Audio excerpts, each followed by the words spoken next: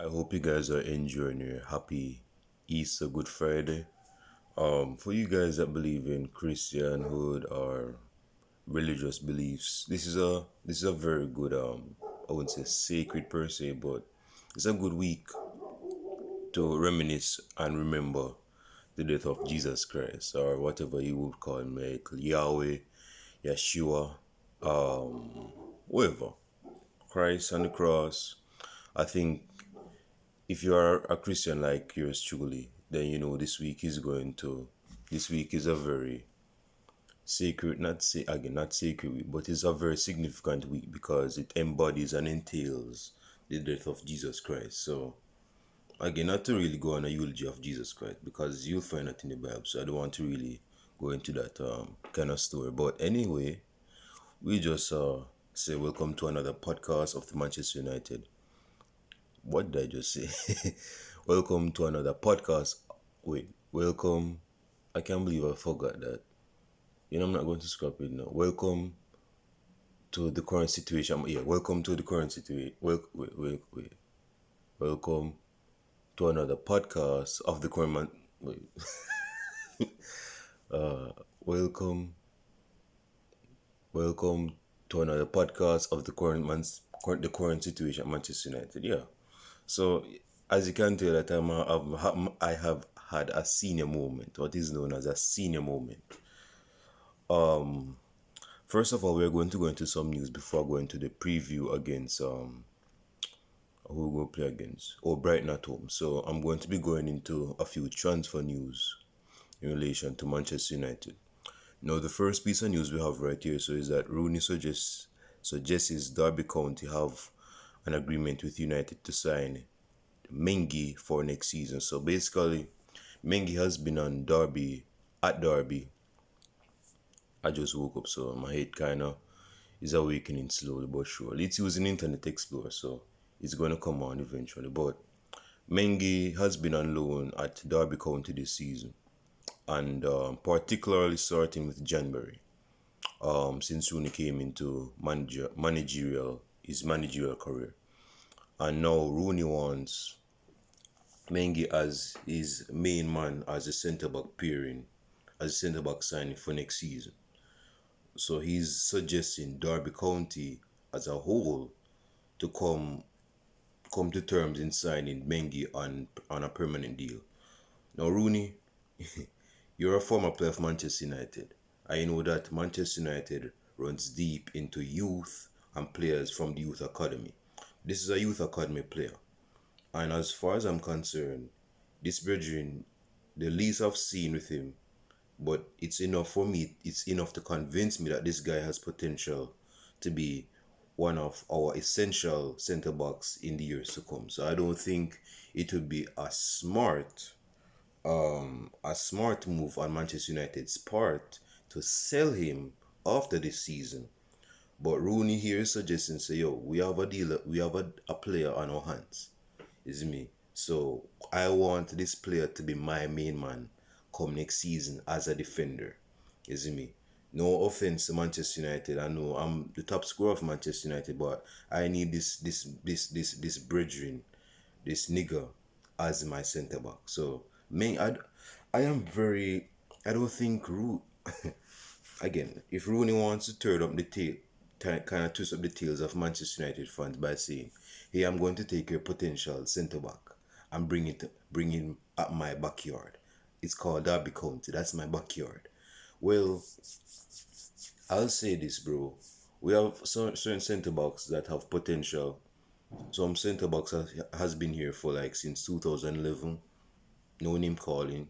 Um, so we having Mengi, he's going to be the future of Manchester United if he continues to play the way he is right now.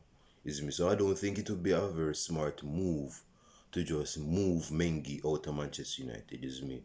But we'll see what happens at the end of this season because there are some transfers that will be very surprising and interesting.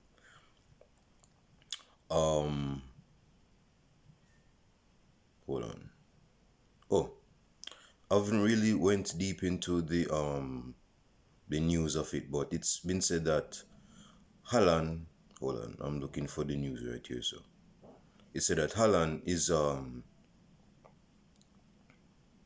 yeah, it says that, oh, see right here. So Manchester United faces another threat as Riola. Wait, the news is see, my computer, right? Not to spend lengthy on this, but I usually use my computer to read the news, is me, and go into different tabs. But right now I have to use my tablet to go in different news right now because my computer was acting bitchy last yesterday. So I'm not really mad at it because it's out of my control. There's nothing I could control about it, is me. So it's kind of in a coma right now, as I would say. But this is what the news said. Manchester United face another threat as Riola completes Spanish leg for Erling Haaland. Now, if you guys remember in 2020, of January 2020, Haaland was a very big, well, he's still a big prospect right now, but at the time he was a very big prospect that was linked to different clubs when he was at his previous club, is me. And before he made the massive move to Germany, persons from Spain, persons from England, persons from Germany wanted the signing, they wanted the signature of Erling Haaland at their club, particularly Manchester United, because we needed a striker that could score goals. Because if memory serves me right, Rashford was out injured, or he was in poor form. Martial was in poor form, I think, or was injured or something like that. And we needed a striker that would not only replace Romelu Lukaku, but a striker that was very adaptable and flexible as well. And no other striker could tick the boxes such as a striker in the name of Erling Haaland. Now, Ole Gunnar Solskjaer had Erling Haaland in his hand. Okay, he had Erling Haaland in his hand. But if memory serves me right, and some of you guys can correct me in the comment section below, my man said we don't need Erling Haaland, or he said something along those lines. We don't need Erling Haaland. He's either the fans said that, because I know some certain fans were saying we have Anthony Martial, we have Rashford, and we don't need the sign of Erling Haaland.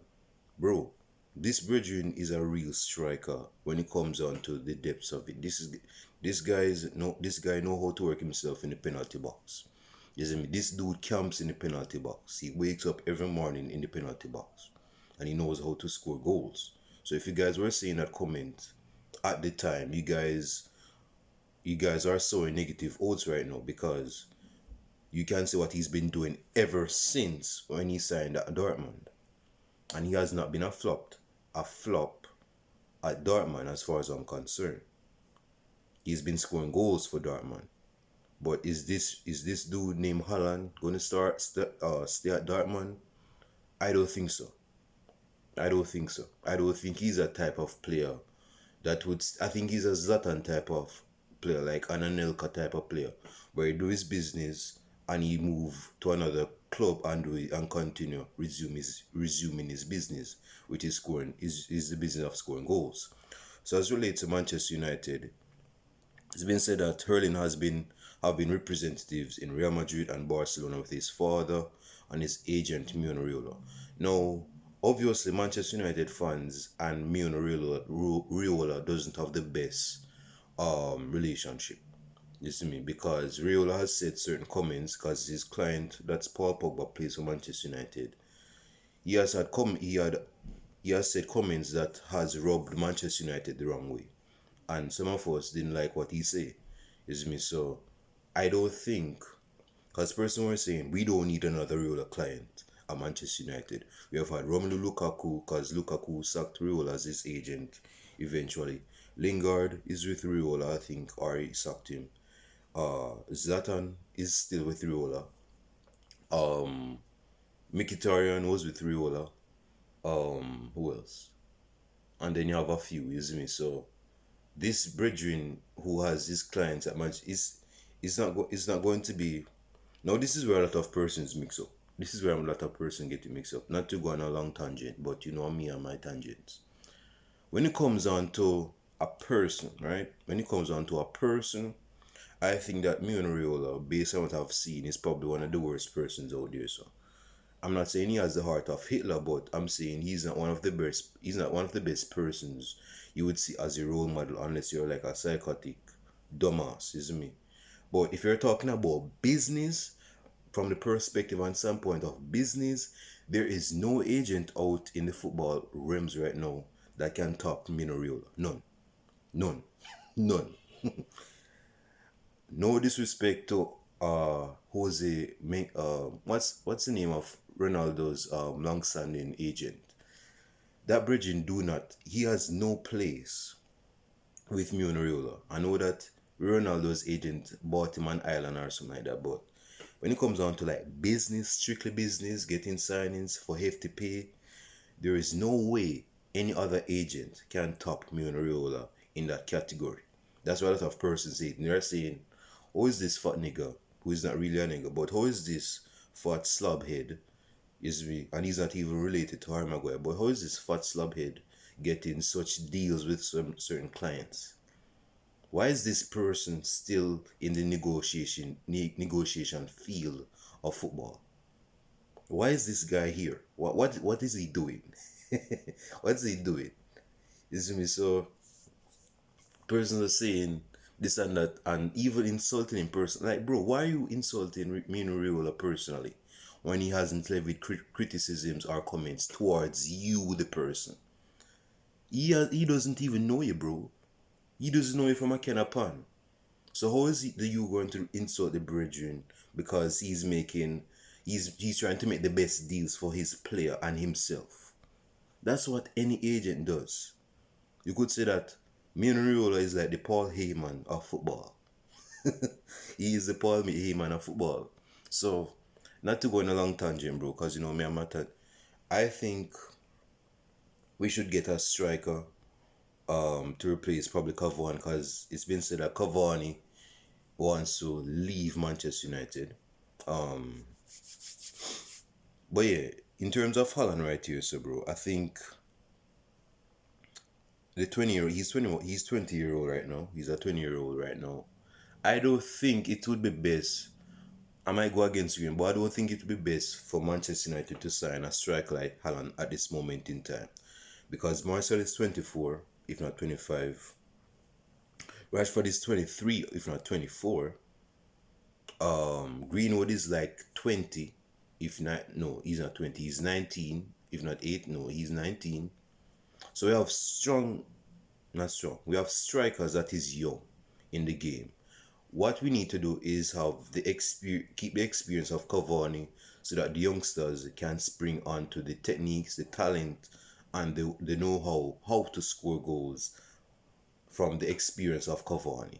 I don't think it would be better. It would be best in Manchester United's interest to get the services and signing of Erling Haaland, because he's a young striker and we have like 3 young forwards.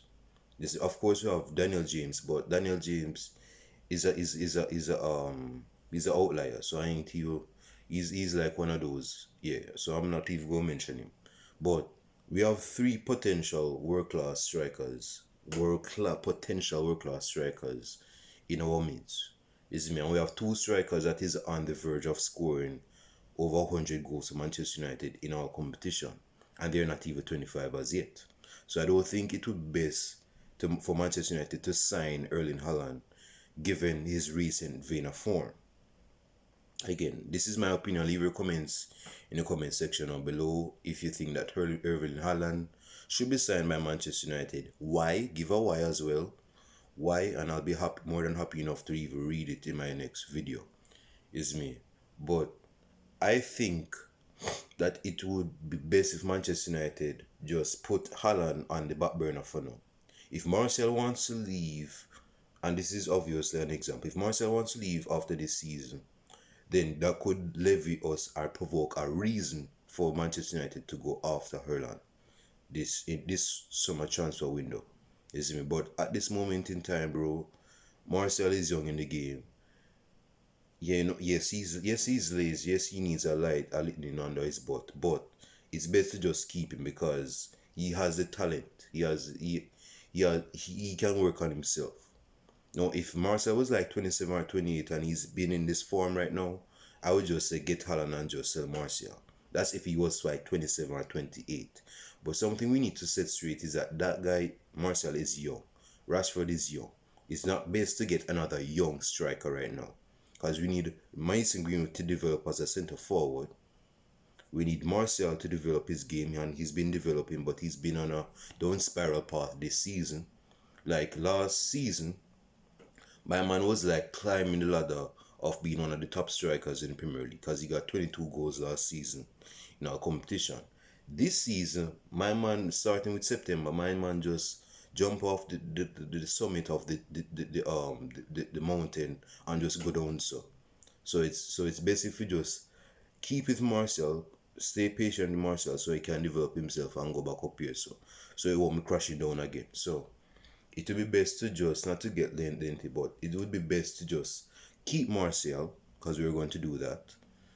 Believe in Martial because we need to be doing that, and not sign Haaland at this moment in time because he's going to stagnate and he's not. He's going to make the development and growth of other players stagnate and not grow or plateau. So it would be best to just put Haaland at the back burner for now. It's me. It's not the best time to be getting a striker, a young striker, I should say, because we have young strikers ourselves that needs development. Okay. Again, that's just my opinion. You guys leave your comments down below on your opinion. The next piece of news we have right here, so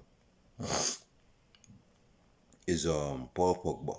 It's been said that Pogba is coming back from hold on. Coming back his massive return, I guess. They say. Give me a second. Lord. Yes.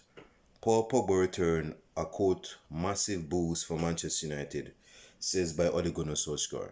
Now, if you guys can remember, when we have Paul Pogba prior to him getting injured, Manchester United was at least on top of the league, or were like second place with like 3 to 6 points of Manchester City. Is me. So when Pogba was injured, that is where our form started to dip, because our midfield has been deficient ever since Paul Pogba's injury. And with Paul Pogba's injury, we have to start certain players that is not up to par with Paul Pogba. And go call no names right now. We all know who it is. And play certain players that's trying to do a Paul Pogba role. They don't have the capabilities to do a Paul Pogba role in a double pivot. This is me. So with Pogba's injury, we have suffered defeats. We have suffered draws. We have suffered losing points due to the absence and not the reliance of Paul Pogba. Now that Pogba is back based on the comments of Ole Gunnar Solskjaer. Okay, let me just scrub through. So it says here that Ole Gunnar Solskjaer says the return of a fully fit Paul Pogba will provide a massive boost to the latter part of the season for the team. Bro, okay, if you're talking about the EuroLeague, which he can benefit, which he can help us win the EuroLeague, yeah, I can agree to that. But the league is out of our hands right now. The league is out of our hands right now, unless some miracle at the last minute happens, like what we saw in 2012 by Sergio Aguero. By the way, let me just say this, and I know it's not in my interest to say certain news based on rival clubs, but I want to acknowledge, I want to respect a player that has been a legend in the aspect of football, particularly in Premier League. Sergio Aguero from Manchester City has reported on Monday, I believe, said that he's leaving Manchester United. Not Manchester United. Manchester City, yes. So he's leaving Manchester City. So one could argue that, yes, I guess he's not going to win the Champions League after all. Stick a pin on that, because Man City is doing well in the Champions League. Although they have Bayern Munich, Real Madrid, I don't really think that Madrid is a contender, to be honest. So you have Bayern Munich, PSG, Chelsea, a certain side, this is me, that can probably give a kick in the backside for Man City, but Man City, but again, if my man Sergio Aguero, not to get lengthy, if he wins the Champions League with Man City, then City is going to leave on a Sergio Aguero is going to leave on a high. Is me because he's leaving with what he basically said. He said years ago that he's not going to leave Man City until he wins a Champions League. So if he leaves Manchester City this season with a Champions League, my man has accomplished his mission. Is me. So considering that he's leaving, I just want to publicly say that yes, bro, you have been a pest for Manchester United starting with the year of 2011.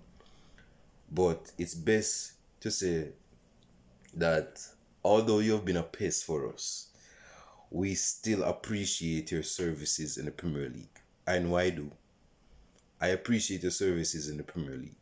Now, you have sparked up an argument against us Man United fans saying that Wayne Rooney is better than Sergio Aguero. Rooney is better than Sergio Aguero. Even Arsenal is coming into the argument and saying Thierry Henry is better than Sergio Aguero. So Van Persie is better than Sergio Aguero. So you're having persons from different top clubs in the Premier League grabbing strings. Even persons saying that Torres is better than Sergio. Man, put that in a box and lock it up. Now, back to what I was saying. So Paul Pogba coming back to Manchester United is a massive boost, of course. If you're talking about our style of play improving, then you're going to approve. You're going to get the approval from me. You're going to get the green flag from me. But if you're saying that Paul Pogba improving us to try win the Premier League or even in the EuroLeague, yes, in the EuroLeague, yes, because we need to win a trophy. So that is respectable. But the league is out of our depths now, bro. The league is now out of our depths. So yes, I believe that with Paul Pogba coming back to Manchester United as a fully fit player, match fit, hopefully, he's going to improve the style of play of Manchester United, so we won't get any draws or just rely on individual brilliance or individual talent to win a game. Again, that is not the basis of football. Is me. Football is based on a collection of talents that comes together like different pieces of pizza that can complement and complete the pizza. You see me? So you notice that there are certain different pieces of pizza you can put together as a pizza, like chicken pizza, cheese pizza, pepperoni pizza, vegetarian pizza.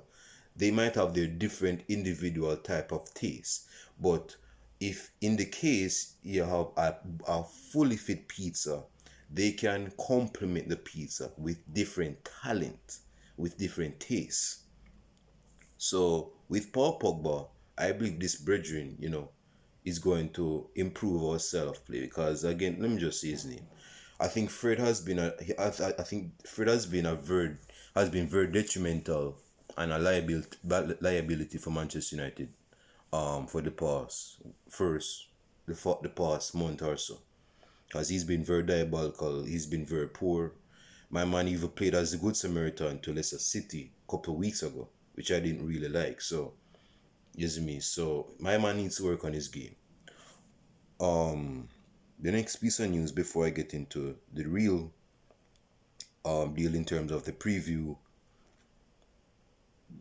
Oh, okay. Paul Scholes tells Manchester United to sign either Erling Haaland or Harry Kane. Again, I just spoke on Erling Haaland, so I'm gonna just speak on Harry Kane. Is me. Harry Kane is an interesting one because Harry Kane has 160. I checked it sometime this week.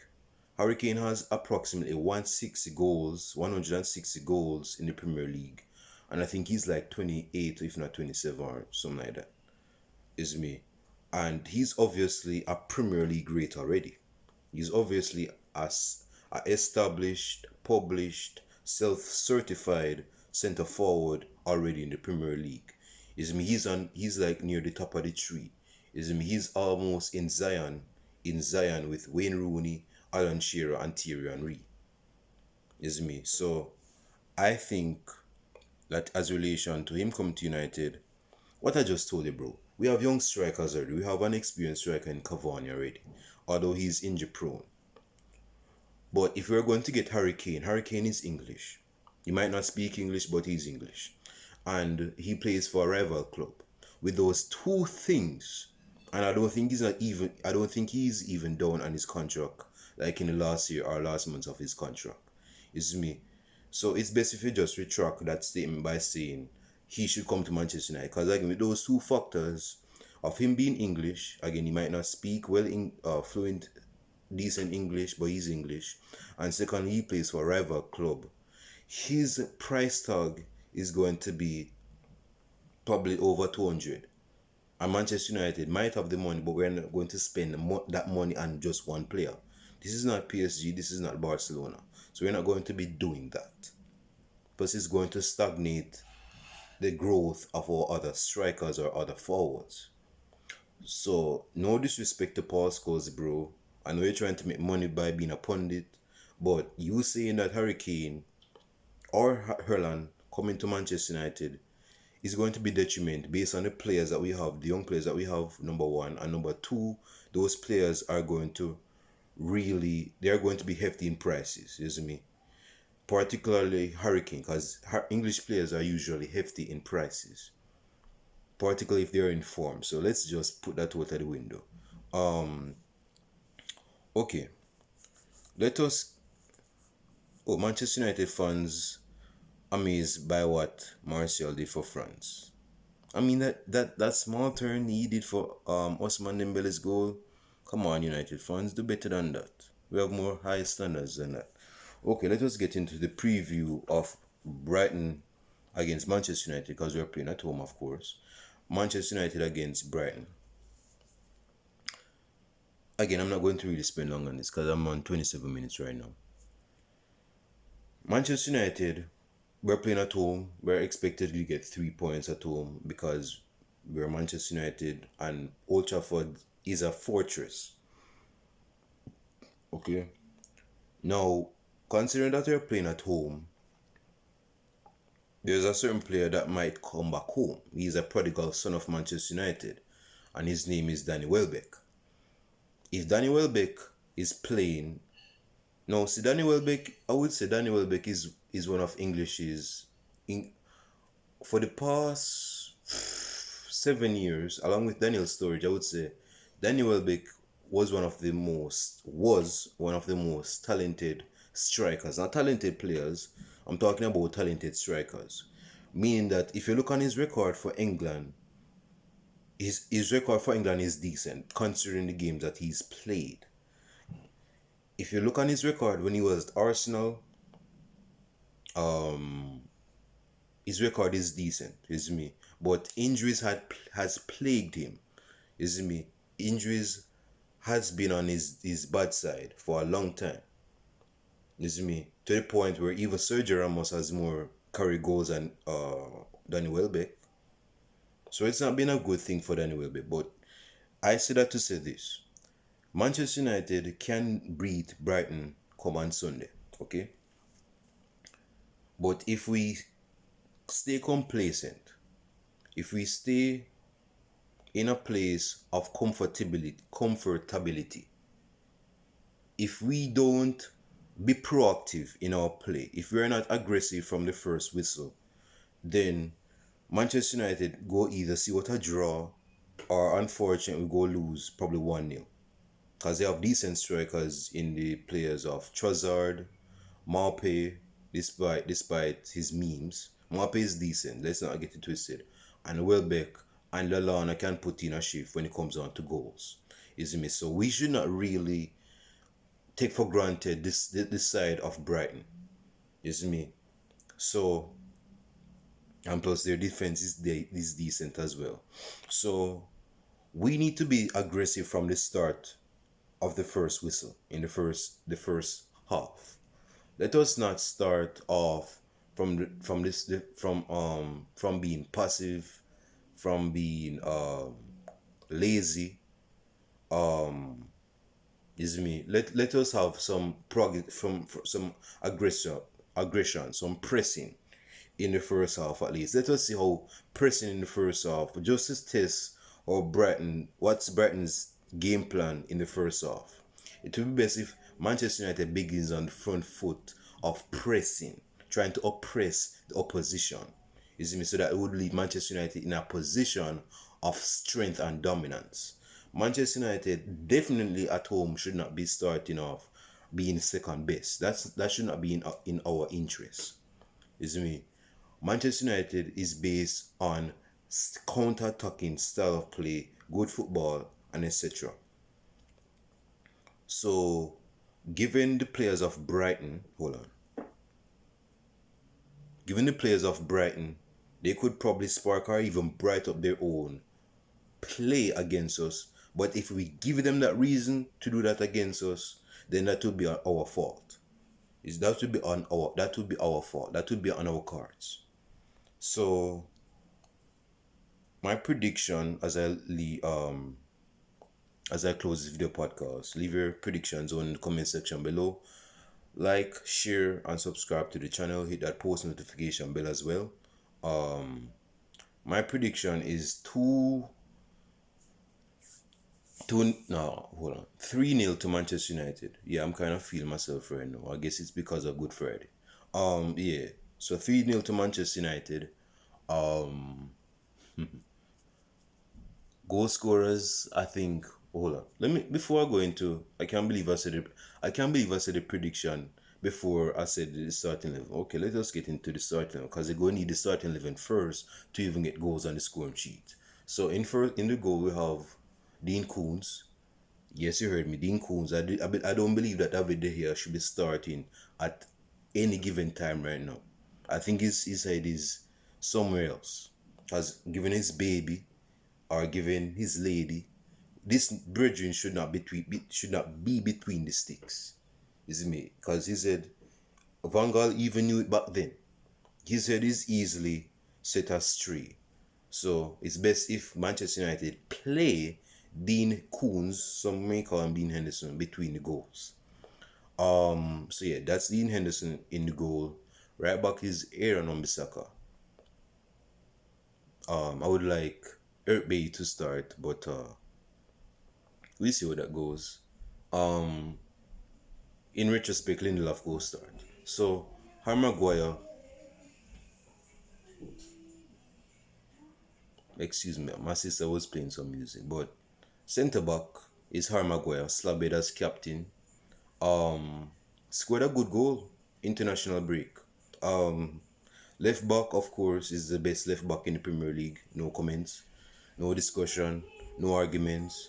Luke Shaw is me. So Luke Shaw, a left back in midfield. Scott McTominay with the unfortunate return of Fred. Well, Pogba is coming back, but I don't think he's going to start back just like that in the starting level. I mean, I could be wrong. But I'm just putting it out there. So Scott McTominay was with Fred, is me.